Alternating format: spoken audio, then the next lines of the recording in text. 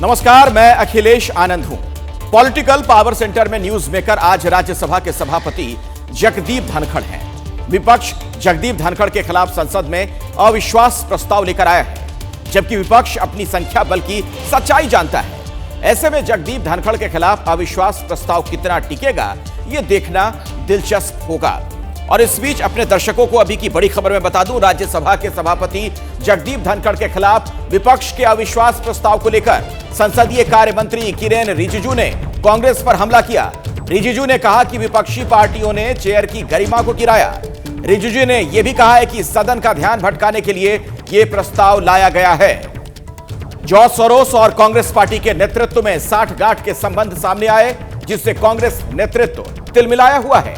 Congress party को देश से माफी मांगनी चाहिए।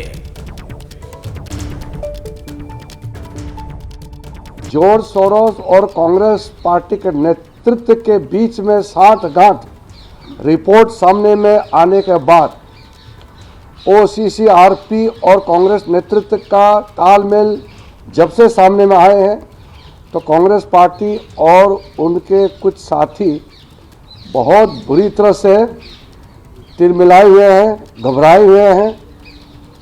हम चाहते हैं कि देश के सामने में कांग्रेस के नेतृत्व माफी मांगना चाहिए।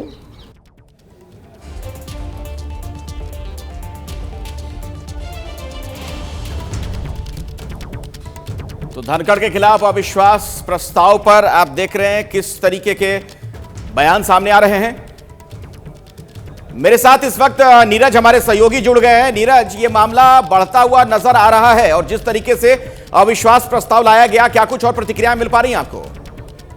देखिए, बिल्कुल मामला तो बढ़ चुका ही है, क्योंकि विपक्ष ने नोटिस दिया है अविश्वास प्रस्ताव के लिए, और ये अपने आप में सत्ता पक्ष के लिए चुनौती भी है कि चूंकि राज्यसभा के चेयरमैन है उपराष्ट्रपति, और उनके पर अविश्वास प्रस्ताव जिसे लाया गया, ये पहली बार इतिहास में देखने को मिला है, जिसको लेकर किरेन रिजिजू ने साफ कहा कि ये दरअसल ध्यान भटकाने के लिए है और राज्यसभा की जो चेयर है उसकी गरिमा का ख्याल नहीं रखा गया विपक्ष के द्वारा। और यही कारण है कि उन्होंने, जबकि उनको मालूम है बहुत अच्छे से कि वहाँ राज्यसभा में उनकी संख्या बल काफी कम है और ये जो अविश्वास प्रस्ताव है राज्यसभा में जाते ही गिर जाएगा, लेकिन फिर भी चूंकि राष्ट्रपति, अब तक ऐसा देखा नहीं गया कि उपराष्ट्रपति के खिलाफ अविश्वास प्रस्ताव कभी लाया गया हो, क्योंकि राज्यसभा में हमेशा उपराष्ट्रपति की अपनी एक गरिमा होती है और उसका ध्यान रखा जाता है, और इस लिहाज से सत्ता पक्ष और विपक्ष दोनों उस गरिमा का ख्याल रखते हैं।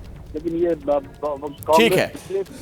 ठीक है नीरज, इस पर नजर बनाकर रखिएगा। फिलहाल शुक्रिया पूरी जानकारी के लिए आपका। राज्यसभा में सभापति जगदीप धनखड़ के खिलाफ विपक्ष अविश्वास प्रस्ताव लेकर आया है। विपक्ष ने धनखड़ पर पक्षपात का आरोप लगाया, लेकिन सवाल यह है, इस बात का है कि क्या विपक्ष इस अविश्वास प्रस्ताव से धनखड़ की मुश्किलें बढ़ा पाएगा। सारा खेल दरअसल नंबर गेम का है। दूसरा ये, किसी भी फ्लोर लीडर ने इस प्रस्ताव पर हस्ताक्षर नहीं किए हैं।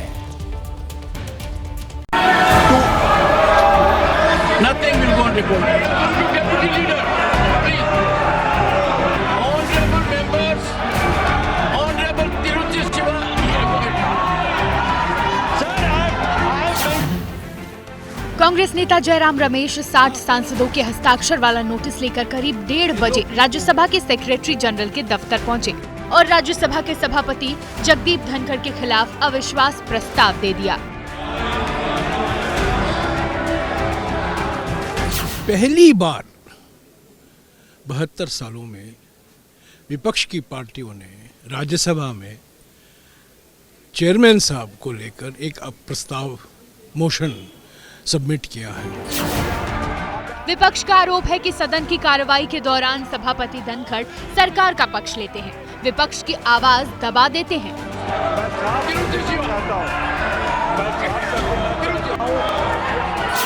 हम न किसानों का मुद्दा उठा पा रहे हैं, न अडानी का रिश्वतखोरी का मुद्दा उठा पा रहे हैं, हम महंगाई पे चर्चा नहीं कर पा रहे हैं, बेरोजगारी पे चर्चा नहीं कर पा रहे हैं। हमारे सामने विकल्प क्या बचता है? इंडिया ब्लॉक के जितने भी दल हैं, उन सब ने अविश्वास प्रस्ताव वो चेयरमैन के खिलाफ प्रस्तुत किया। बता दें कि इस प्रस्ताव के लिए संविधान के अनुच्छेद 67B के तहत 14 दिन का नोटिस देना होता है और प्रस्ताव पास कराने के लिए राज्यसभा और लोकसभा दोनों में बहुमत होना चाहिए, जो विपक्ष के पास नहीं है। क्योंकि राज्यसभा में कुल 231 सांसद हैं, जिसमें बहुमत का नंबर 116 है, लेकिन विपक्ष के पास सिर्फ 85 सांसद हैं, जिसमें से सिर्फ 60 ने ही अविश्वास प्रस्ताव के नोटिस पर हस्ताक्षर किए हैं। वहीं लोकसभा में इसे पास कराने के लिए बहुमत का नंबर 272 है, लेकिन इंडिया गठबंधन के पास सिर्फ 236 सांसद हैं। विपक्ष को अच्छे से मालूम है कि उसके पास इस प्रस्ताव को पारित कराने के लिए पर्याप्त संख्या बल नहीं है, लेकिन वो इसके जरिए सभापति को सख्त संदेश देने के साथ साथ इंडिया गठबंधन को एकजुट रखना चाहता है, जो फिलहाल दोनों ही सदनों में बटा हुआ नजर आ रहा है। और अभी की ब्रेकिंग न्यूज आपको बता दें, बड़ी खबर है दिल्ली से, जहां पर अवैध प्रवासी बांग्लादेशियों के खिलाफ कार्रवाई के लिए उपराज्यपाल ने दिल्ली के मुख्य सचिव और पुलिस कमिश्नर को आदेश दिया है। आदेश में कहा गया है कि पुलिस कमिश्नर और मुख्य सचिव स्पेशल ड्राइव चलाकर 2 महीने के भीतर इल्लीगल बांग्लादेशी प्रवासियों को चिन्हित करें और इनके खिलाफ समयबद्ध तरीके से कार्रवाई भी की जाए।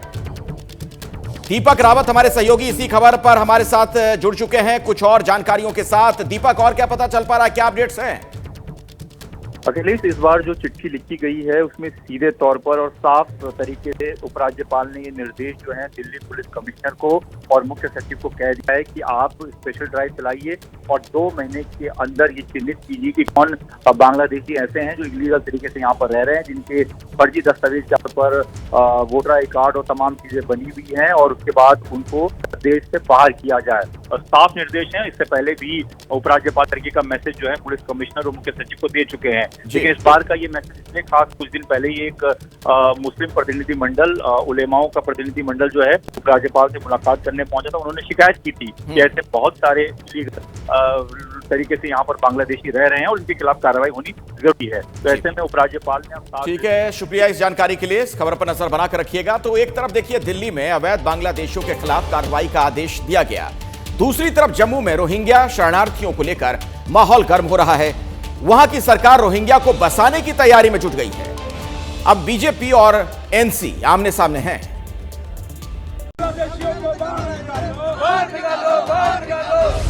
जम्मू में अवैध रूप से हो रहे रोहिंग्या शरणार्थियों को वापस अपने देश भेजने की मांग तेज हो गई है।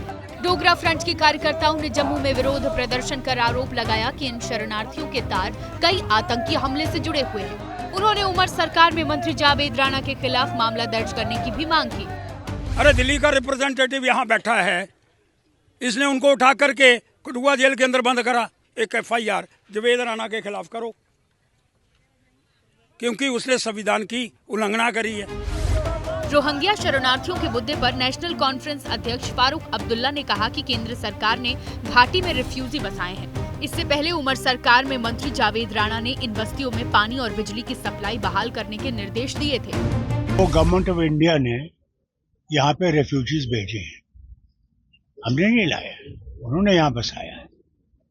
और हमारा फर्ज है, जब तक वो यहाँ हमारे पास हैं, रेफ्यूजीज हैं, उनको पानी और बिजली देनी चाहिए। पानी बिजली बंद करना मुझे लगता नहीं है कि कोई सही कदम है। और जहाँ तक पानी का तल्लक है, क्योंकि ये डिपार्टमेंट मेरे पास है, मैंने ये डायरेक्शन दे दी है कि पानी इमीडिएटली रिस्टोर किया जाए। दूसरी ओर बीजेपी ने इन शरणार्थियों को बसाने के मामले में CBI जांच की मांग की है। इसकी जांच अवश्य होनी चाहिए। किस समय में ये लोग यहाँ पर आए, इनको यहाँ पर स्थापित किया गया। इस समय जम्मू कश्मीर में करीब 6000 से अधिक रोहिंग्या शरणार्थी रह रहे हैं। जम्मू क्षेत्र के डोडा और सांबा सेक्टर में इनकी संख्या अधिक है। इन रोहिंग्या शरणार्थियों पर कश्मीर में आतंकवादी समूहों से संबंध का भी आरोप है। बांग्लादेश में हिंदू और उनके धार्मिक स्थल पर हो रहे हमलों को लेकर देश भर में प्रदर्शन हो रहा है। आज दिल्ली में भी जमकर इसे लेकर प्रदर्शन हुआ। यहां प्रदर्शनकारियों ने बांग्लादेश के हाई कमीशन का घेराव किया।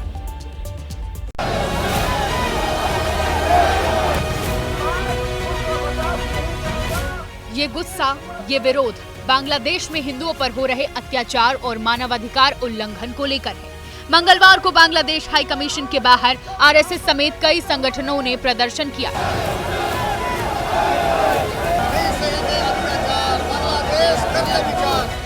तस्वीरों में देख सकते हैं कि लोगों के हाथों में तख्ती है जिसमें बांग्लादेश में हिंदुओं पर हो रहे जुल्म को बयां करने वाले स्लोगन हैं। नहीं सहेंगे अब अत्याचार, बांग्लादेश कर ले विचार। और साथ ही साथ सैकड़ों की संख्या में यहाँ पर आपको हिंदू एक साथ एक मंच पर अपनी तालियों की गूंज से और अपने नारों के साथ यहाँ पर बताते हुए, जताते हुए कि यूनाइटेड नेशंस क्यों बांग्लादेश में इस समय नहीं नजर आ रहा है। बता दें कि 2 दिसंबर को दिल्ली के जंतर मंतर पर बांग्लादेश को लेकर एक रैली हुई थी जिसमें ऐलान किया था कि अगर हिंदुओं पर अत्याचार नहीं रुका तो 10 दिसंबर को बांग्लादेश हाई कमीशन का घेराव किया जाएगा और ये प्रदर्शन करके बता दिया कि वो चुप बैठने वाले नहीं हैं।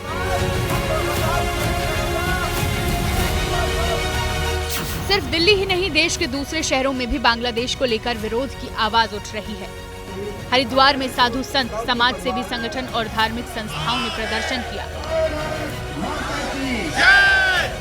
सनातन धर्मावलंबियों के जो देवस्थान हैं, वहाँ जो संत हैं, ब्राह्मण हैं, उनकी रक्षा के लिए भारत सरकार को सख्ती से कदम उठाना चाहिए।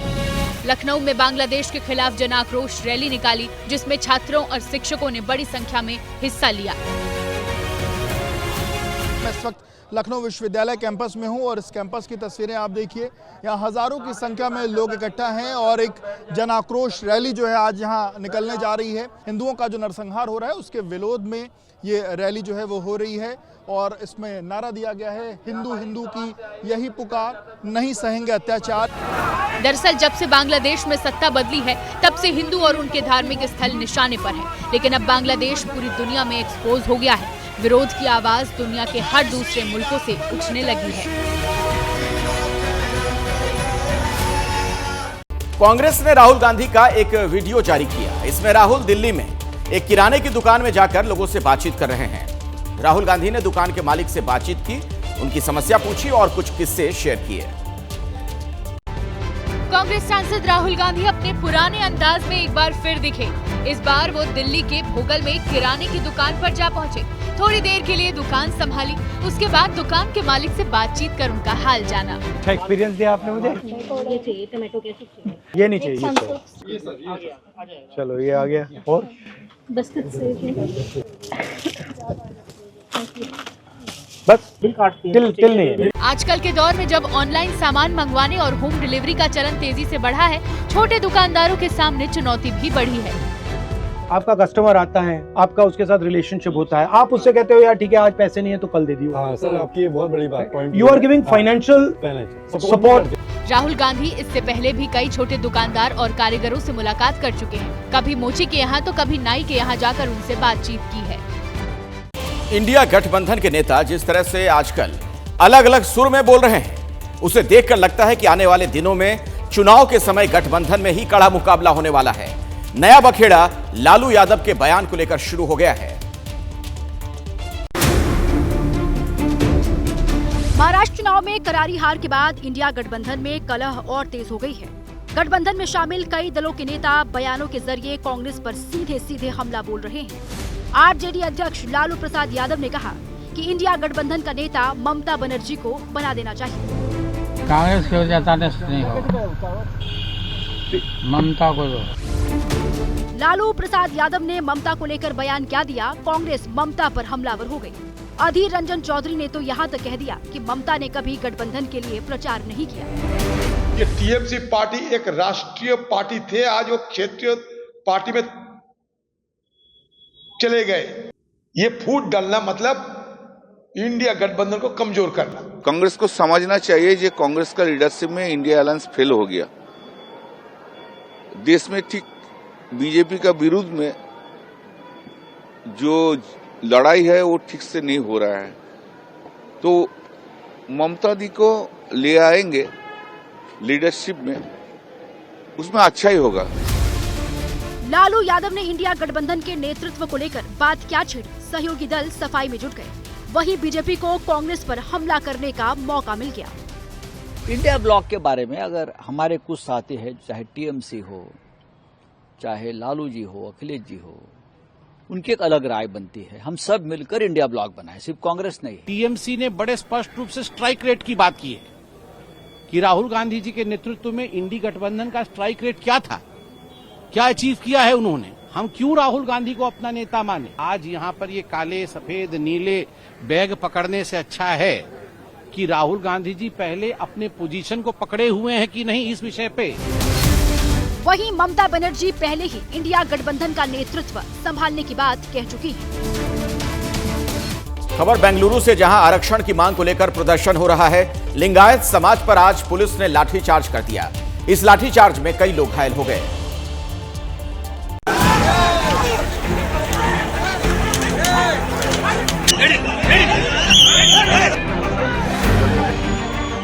लाठीचार्ज का यह हैरान करने वाला सीन कर्नाटक की राजधानी बेंगलुरु से आया है, जहां पुलिस ने विधानसभा भवन के पास मार्च कर रहे पंचमसाली लिंगायत के प्रदर्शनकारियों पर ऐसा लाठीचार्ज किया कि कई लोगों के सिर फूट गए और कई को गंभीर चोट आई है।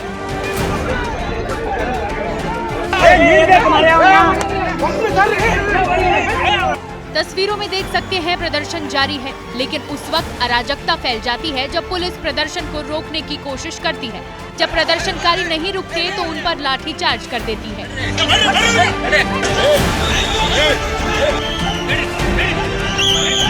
बता दें कि ये प्रदर्शन लिंगायत पंचमसाली संत बसवजय मृत्युंजय स्वामी जी के नेतृत्व में हो रहा है, जिसका बीजेपी भी समर्थन कर रही है। पंचमसाली समुदाय की मांग है कि उन्हें 2A आरक्षण श्रेणी में शामिल किया जाए, लेकिन अब इस लाठीचार्ज से मामला और ज्यादा गर्म हो गया है।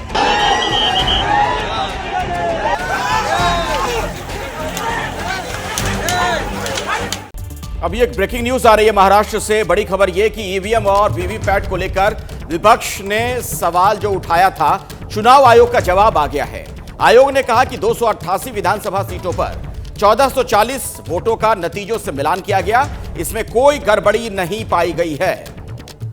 तो गड़बड़ी की जो शिकायतें की गई थी, इस पर चुनाव आयोग का पक्ष सामने आ गया है। जांच की गई, कोई गड़बड़ी नहीं पाई गई है। बिहार की एक सड़क पर 30 दिनों से ट्रैफिक जाम है, वो भी 30 किलोमीटर तक। आप सोच रहे होंगे कि ऐसा कैसे हो सकता है, कोई सड़क 2 महीने तक जाम में कैसे फंसी रह सकती है? तो चलिए इसकी हकीकत क्या है, क्यों जाम लगा है, ग्राउंड जीरो से निधि श्री की एक एक्सक्लूसिव रिपोर्ट आपको दिखाते हैं।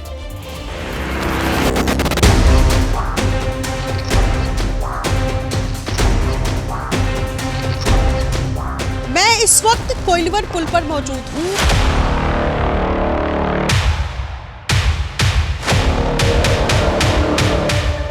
दूर तक जहां आपकी नजर जाएगी, आपको ये लंबी ट्रक्स की कतार नजर आ रही होगी। क्या है सामान इसमें? बालू। ट्रैफिक है यहाँ पर? कल सुबह 6 बजे से ट्रक्स डेड लोड बन चुके हैं।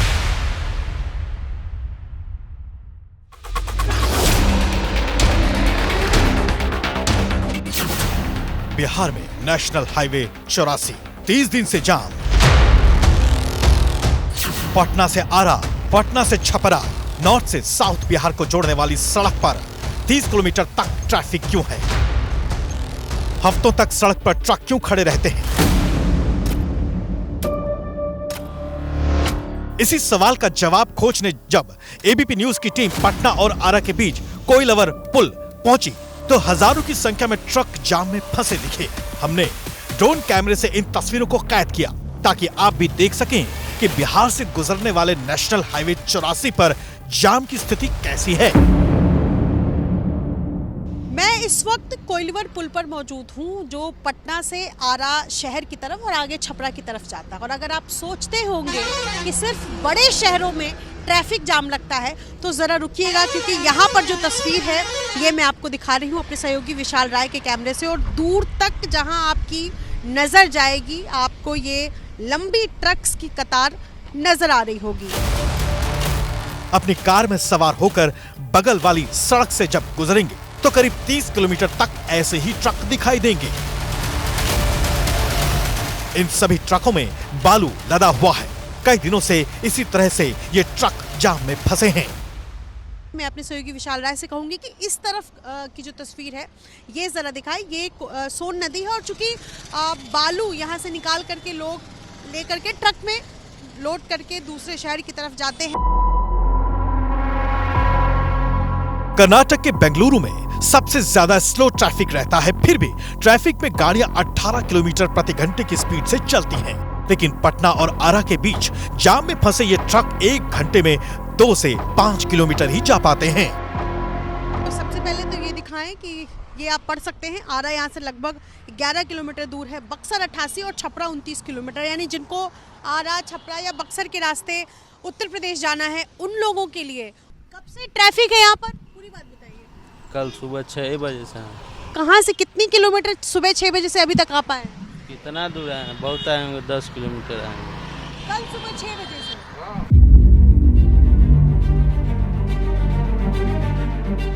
इस ड्राइवर की माने तो इसने 29 घंटे में सिर्फ 10 किलोमीटर की दूरी तय की, यानी 1 घंटे में करीब 3 किलोमीटर। क्या नुकसान हुआ आप लोगों को? नुकसान है, गाड़ी लाइन नहीं बढ़ता है, सब जहाँ तक मनमाना प्रशासन करता है, चेकिंग लगा देता है, रोक देता है। ट्रक ड्राइवरों के लिए समय रुक सा गया है, धुएं में सड़क पर जिंदगी बीत रही है। आरोप है कि सब कुछ जानते हुए भी इस समस्या से मुक्ति नहीं मिल रही है। क्या लग रहा है कि आगे सीतामढ़ी आप कब तक पहुंच पाएंगे? इसका कोई गारंटी नहीं है, 3 दिन, 4 दिन, 5 दिन हो जाता है। कुछ पता चला कि आगे ट्रैफिक जाम क्यों है? ये ऐसा ही जाम है, प्रशासन सब जाम लगाता है पैसा तसीलने के लिए। पैसे की वसूली का संबंध चालान से जुड़ा है। दरअसल जाम की वजह से इन ट्रक चालकों का न सिर्फ समय, डीजल का नुकसान होता है, बल्कि 24 घंटे से ज्यादा जाम में फंसे होने की वजह से इन्हें फाइन भी भरना पड़ता है। आलू अंदर लोड अभी चल रहा है, तो अंदर लोड में 10,000, 11,000, 12,000 चालान का है, लेकिन 24 घंटा का चालान दिया जा रहा है। आज यहाँ हो जाता है 48 घंटा, तो फेल हो गया तो उस पर फाइन जाम की वजहों के बारे में जब एबीपी न्यूज ने पड़ताल की तो 3 बातें सामने आईं। पहला, NH84 का एक ही हिस्सा खुला है। दूसरा, नो एंट्री। तीसरा, छपरा में सड़क निर्माण का काम। ट्रक या किसी अन्य गाड़ी में खराबी की वजह से भी जाम की स्थिति बन जाती है। देखिए, सबसे बड़ी दिक्कत यह है कि नो एंट्री जोन रात के 9 बजे के बाद खुलता है और सुबह 6 बजे तक बंद हो जाता है। अब दिक्कत यह है कि जो ट्रक्स पटना से आगे निकले हैं, कोइलवर पुल से पहले तक पहुंच गए हैं, तो उनको सुबह 6 बजे तक ही गाड़ी चलाने की परमिशन है और उसके बाद उनको गाड़ियां सड़क पर रोकनी पड़ती है। अब ये एक ट्रक आपको नजर आ रहा है, ये ट्रक खराब हो चुकी है। यहाँ से आरा 11 किलोमीटर, बक्सर 88 और छपरा 29 किलोमीटर है। पटना भी नजदीक है, इसलिए दिन में भारी वाहनों को शहर में एंट्री नहीं मिलती। रात में ही ट्रक ड्राइवर सफर को आगे बढ़ाते हैं। राजेश कुमार जी इस वक्त हैं, डिस्ट्रिक्ट माइनिंग ऑफिसर हैं। क्या दिक्कतें आती हैं आप लोगों को?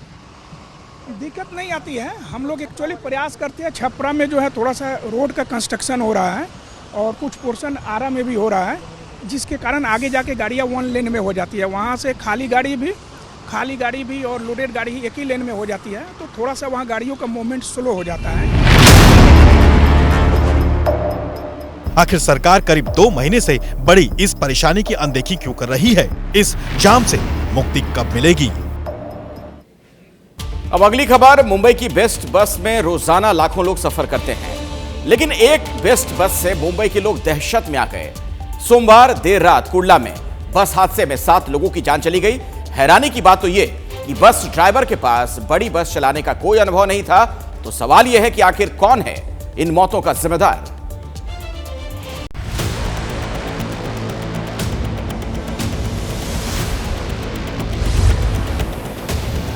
अगर उससे आगे कोई बस या बड़ी गाड़ी होती तो वहीं हादसा टल जाता, तो उसके बीच में जो आया गाड़ी रिक्शा वाला, वो लेके सबको उड़ा दिया। व्हाइट हाउस का जो बिल्डिंग है ना, वहाँ से बस ऑटो वाले पब्लिक को उड़ाते सीधा यहाँ घुसा। ये गाड़ी बहुत रफ में गई है, राइट और लेफ्ट करके गई है ये, तो वहाँ पे हमारे सामने एक लेडीज और मैं बचा। मुंबई के कुर्ला में बेस्ट की बस में सवार किसी भी यात्री को अंदाजा नहीं था कि आज की रात वो एक बड़े हादसे का शिकार हो रहे हैं। सीसीटीवी में कैद हादसे की हकीकत देखकर हर कोई हैरान है। आखिर मुंबई में इतना बड़ा हादसा कैसे हो गया? इस हादसे में कई लोगों की जान चली गई तो कई लोग अब भी जिंदगी और मौत की जंग लड़ रहे हैं। इस बस के अंदर आप देख सकते हैं कि किस तरह से यहाँ की स्थिति हुई है। बस के अंदर कई लोग बैठे थे जो जिन्हें झटका लगा और ये इंसिडेंट हुआ। हादसे की चपेट में करीब 20 से 25 वाहन भी आ गए हैं, जिनमें ऑटो रिक्शा, दोपहिया वाहन, इको वैन, पुलिस जीप समेत कई गाड़ियां हैं। आपको बता दें कि ये एक्सीडेंट रात 9:45 हुआ है। बेस्ट बस तब कुर्ला रेलवे स्टेशन पश्चिम से साकिनाका की ओर जा रही थी। एकनाथ जी शिंदे साहब ने हमें कहा है कि जो कोई मरीज है जिनको टर्शरी केयर के लिए अच्छे से अच्छे प्राइवेट अस्पताल में भी अगर भर्ती होना है तो भी उन्होंने कहा कि आप वहाँ पे भर्ती कीजिए। मरीजों के उपचार का खर्च है वो हम उठाएंगे। 18 साल का शिवम अपने पिता से वादा करके गया था कि वो थोड़ी देर में लौट आएगा, पर जब हादसा हुआ तो शिवम के पिता बुधराज लोगों की जान बचाने में जुटे थे। इसी दौरान उन्हें अपने बेटे के खोने की जानकारी मिली। अच्छा काम करूंगा पापा बोलता था, अच्छा बनूंगा ऐसा बोलता था। दूसरे को उठाने के चक्कर में देखे तो अपना ही बेटा वहाँ मिल गया तो उसको लेकर गए अस्पताल, भाग गए फिर। इसी तरह अनम शेख को उनके पिता लेने पहुंचे थे, लेकिन उन्हें भी अपनी बेटी नहीं उसका शव मिला। घर से बेटी गई थी कुछ अपना कोर्स का सामान लाने के लिए, जो कोर्स कर रही थी। आगे कुछ बिजनेस करने का सोच रही थी कि कुछ कर लूंगी तो आगे चल के घर में हेल्प हो जाएगी। 55 साल की नर्स फातिमा अंसारी भी वहीं मृत मिली जहां वो अस्पताल में ड्यूटी करती थी। अस्पताल के गेट पर ही बस ने सड़क से गुजर रहे लोगों को बुरी तरह कुचल दिया था। 9:15 बजे निकली घर से और 9 बजे वो हादसा हुआ तो हमको फोन आया कि ऐसा ऐसा हुआ, ये किसका फ़ोन है। हम लोगों ने बोले मम्मी का फ़ोन है, तो उन्होंने बोला आपकी मम्मी की डेथ हो गई। तो मेरी बहन, भाभी, मेरे भाई लोग भागे देखने के लिए उनको। ये दर्दनाक कहानियां इसी तरह बाकी परिवार को हमेशा सताती रहेंगी, क्योंकि अब ये कभी लौटकर वापस नहीं आएंगे। इस हादसे में मुंबई पुलिस के 3 पुलिसकर्मी, महाराष्ट्र सिक्योरिटी फोर्स का एक जवान भी जख्मी हुआ है। हैरानी की बात यह है कि ड्राइवर संजय मौर्य को बेस्ट बस चलाने का अनुभव था ही नहीं। उसकी नियुक्ति कुछ दिन पहले यानी 1 दिसंबर को ही हुई थी। इसलिए इस हादसे के बाद कई अहम सवाल खड़े होते हैं। आपको जानकारी दे दें कि कॉन्ट्रैक्ट दी गई कंपनी वेट लीज पर किराए पर ली गई बसों के लिए ड्राइवर उपलब्ध कराने और रखरखाव की पूरी जिम्मेदारी होती है। इस मामले में जिस कंपनी को कॉन्ट्रैक्ट दिया गया, इसी कंपनी ने थर्ड पार्टी कॉन्ट्रैक्ट के माध्यम से ड्राइवर और कंडक्टर की नियुक्ति की। इन आंकड़ों पर अगर नजर डालें तो मुंबई में बेस्ट के स्वामित्व वाली बसें 1390 हैं। लीज पर बसों की संख्या 1671 है, जबकि बेस्ट बसों का कुल बेड़ा 3061 का है। और हादसे वाली बस इलेक्ट्रिक बस थी। रूट नंबर A332 बस का रजिस्ट्रेशन आरटीओ में 20 मार्च 2024 को ईवी ट्रांस के नाम से हुआ था। जिस कंपनी को बस का कॉन्ट्रैक्ट दिया जाता है, वही कंपनी थर्ड पार्टी कॉन्ट्रैक्ट के तौर पर ड्राइवर और कंडक्टर रखती है। जांच में खुलासा हुआ है कि संजय मौर्य के पास इस प्रकार की इलेक्ट्रिक बस चलाने का कोई अनुभव नहीं था। साथ ही साथ पुलिस ने पूछताछ में बताया है कि संजय मौर्य ने कबूल किया है कि वो पैनिक कर गया था और बस पर से उसका नियंत्रण खो गया। एबीपी न्यूज को मिली जानकारी के मुताबिक एक ड्राइवर से 8 घंटे की शिफ्ट में बस चलाने की अपेक्षा की जाती है, लेकिन ट्रैफिक और अन्य वजहों से अक्सर ड्राइवरों को ओवरटाइम करना पड़ता है। हालांकि ये साफ नहीं है कि आरोपी ड्राइवर संजय मौर्य कितने घंटे से बस चला रहा था। दूसरी ओर आरोपी संजय मौर्य का परिवार अपनी अलग सफाई दे रहा है। 8 दिन का प्रैक्टिकल लेके उन्होंने जो गाड़ी हाथ में ली थी, ये पक्का मैं दावे के साथ कह सकता हूँ, 100% कह सकता हूँ, ये जो है वो सब गाड़ी के बिगाड़ से ही हुआ है। आपको बता दें कि मुंबई में बेस्ट बसों में हर रोज 35 लाख यात्री सफर करते हैं। बेस्ट बसें रोजाना 63,700 चक्कर लगाती हैं। बेस्ट बस के 505 रूट हैं। एक आंकड़े के मुताबिक पिछले 4 साल में बेस्ट बसों से हादसे दोगुने हो चुके हैं। फिलहाल मुंबई के कुर्ला इलाके में कल हुए हादसे के बाद आज बस डिपो बंद है। तो एहतियातन आज कुर्ला बस डिपो को बंद रखा गया है कि कहीं यात्रियों का गुस्सा या फिर स्थानीय लोगों का गुस्सा या फिर पीड़ित परिजनों का गुस्सा बेस्ट की बसों पर या उनके चालकों पर ना निकले। आरोपी ड्राइवर गिरफ्तार हो चुका है और मुंबई पुलिस ने एफआईआर दर्ज कर आगे की जांच शुरू कर दी है। अभी की एक बड़ी खबर आपको बता दें, पश्चिम बंगाल कांग्रेस अध्यक्ष शुभांकर सरकार का एक बड़ा बयान सामने आया है। ममता बनर्जी पर उन्होंने लगाया है बीजेपी की मदद का आरोप। टीएमसी कर रही है बीजेपी का समर्थन, शुभंकर ने यह बात कही। कांग्रेस को नुकसान पहुंचा रही है टीएमसी। टीएमसी ने उपराष्ट्रपति चुनाव में भी की थी बीजेपी की मदद। धनखड़ को जिताने में टीएमसी ने की थी बीजेपी की मदद।